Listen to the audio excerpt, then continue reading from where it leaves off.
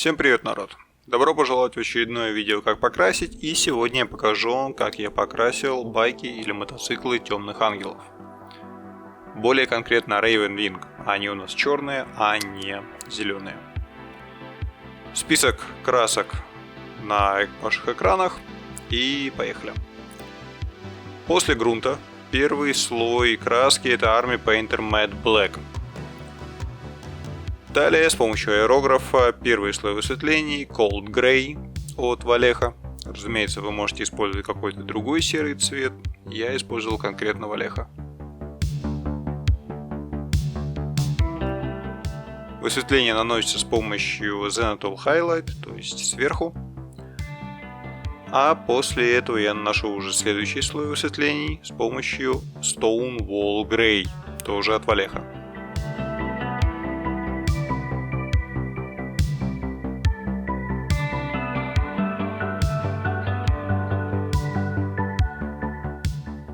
Второй слой высветлений более точечный.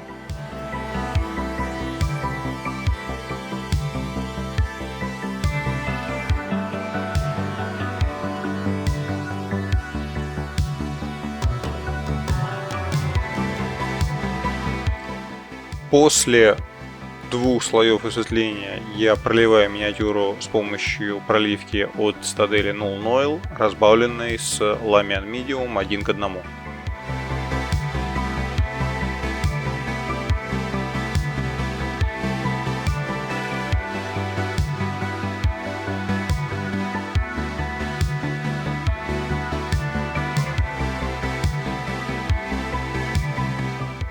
То же самое я делаю и с белой броней Апотекария.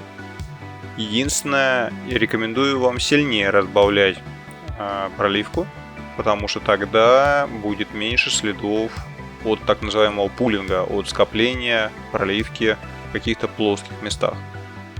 А когда она более жидкая, она растекается по всем углублениям и не оставляет особых следов на плоских частях миниатюры.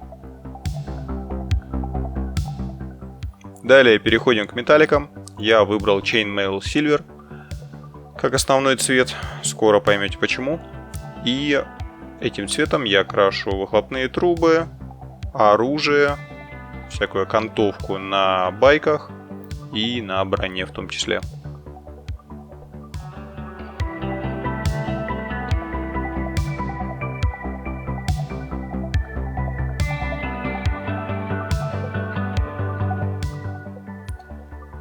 Золотым цветом в данном случае выступил Greedy Gold от Army Painter. Я хотел протестировать эту краску. В целом, более-менее остался ей доволен. И ей я крашу, соответственно, золотые части миниатюры, в основном на крыльях и всякие разные украшения, опять же, на броне и на байках. С помощью Brassy Brass я крашу эту не совсем понятную мне линию на наплечниках всех дарков. Видимо, так положено. Но для этого я решил использовать Brassy Brass. И вот теперь я использую Nuln Oil Gloss. Отличие Nuln Oil Gloss от простого Nuln Oil в том, что глоссовая проливка дает большее отражение света, и таким образом, когда вы используете ее вместе с каким-нибудь ярким металликом вроде Chainmail Silver, после того, как вы пролили такой металлик, вам не особо нужно его высветлять за счет яркости, соответственно, самого металлика и проливки именно глоссовой. То же самое я использую на золотых частях, только в данном случае я использую Reikland Flash Shape Gloss. Принцип точно такой же.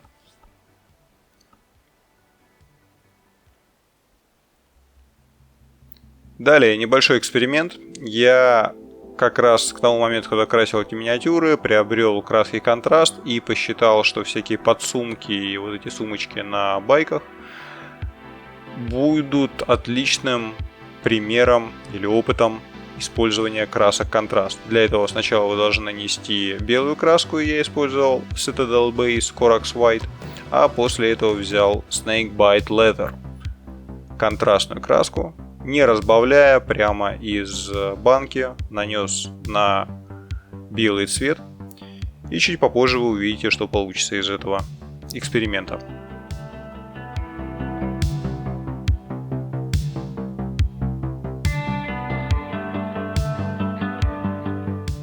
Причем, когда вы наносите контраст, здесь тоже нужно желательно не переборщить и не давать слишком сильно пулиться этой проливке или этим самым контрастом на плоских частях, потому что иначе выглядеть будет крайне неаккуратно.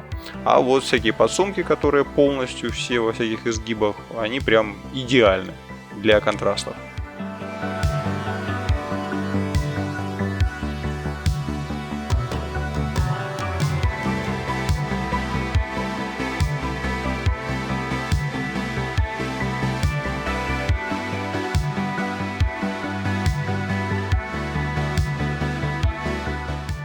Как вы уже могли заметить, кроме обычных байков я также крашу Чемпиона, Аптекария и еще там также был Знаменосец. И соответственно я решил уделить немножко внимания и Чемпиону в том числе. И как вы видите, его робу я крашу с помощью Zandri Dust, основной цвет. Далее крылья, которые в результате будут белым, белый Ми. Я крашу как основной цвет, сначала использую механику Standard Grey. И также всякую символику дополнительную, которая тоже должна быть белой. Сначала крашу тем же самым механику Standard Grey. Пока он сохнет, здесь мы можем увидеть результат, что получилось с помощью контрастов. И в целом мне очень понравилось. Я считаю, это прям достойный результат был.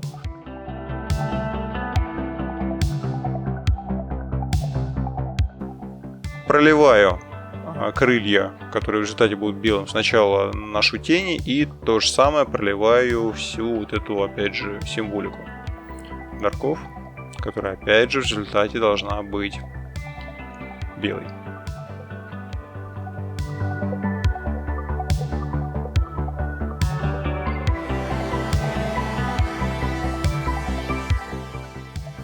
С помощью Stonewall Grey и аэрографа я начинаю высветлять края крыльев, таким образом давая переход цвета от более серого к более светлому и далее уже к белому.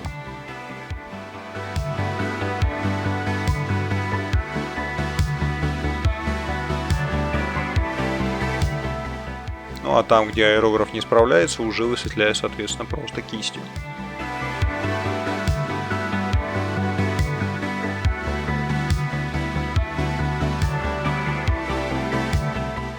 Начинаем красить оружие, в данном случае всякие разные плазма, ганы и болтеры, которые на байках покрашены красным цветом по такой стандартной схеме Ravenwing.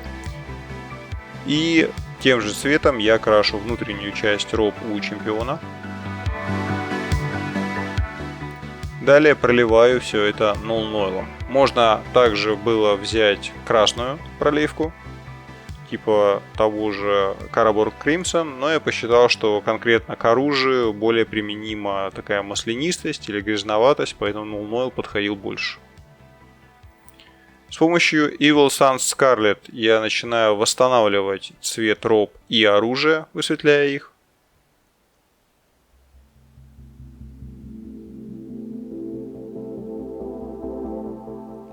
А с помощью Evil Sunz Scarlet и у шапки Bone, смешанным 3 к 1, уже делаю финальный слой высветления на оружии и на робах.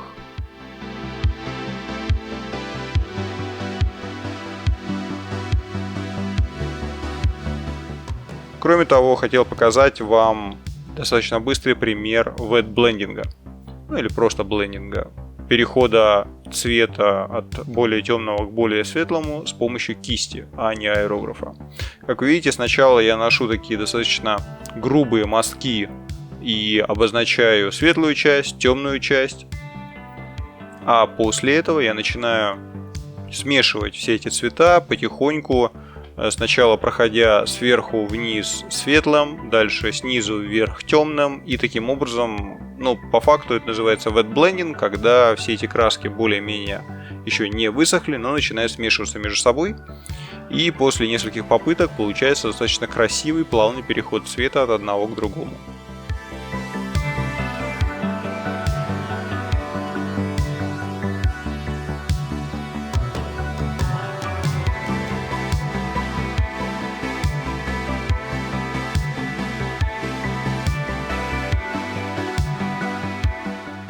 Далее переходим к свечению плазм. Сначала кистью наносим базу Caldor Sky. И опять же, кистью здесь немножко муторно и сложновато сделать эффект свечения, а вот аэрографом это делается буквально за считанные секунды.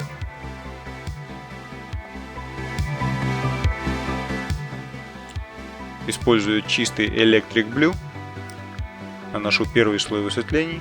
Даем первый эффект свечения.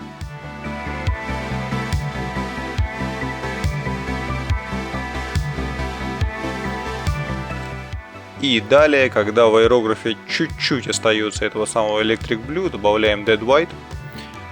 И получается такой белый на грани синевы какой-то небольшой. И им уже наносим следующий слой высветлений.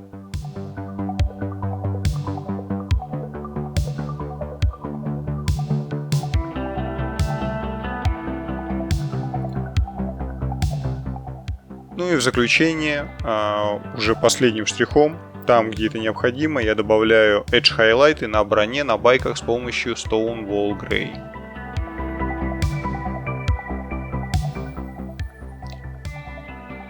Вот такие получились байки.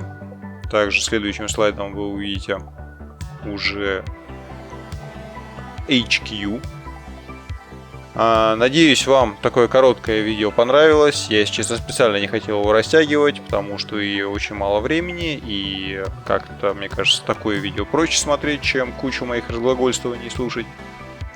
Но если вам хочется каких-то дополнительных подробностей, например, как я покрасил конкретно этот баннер и как такие вещи красить, я могу сделать отдельное видео, опять же, если вам хочется, если вам интересно. Ну и на этом все.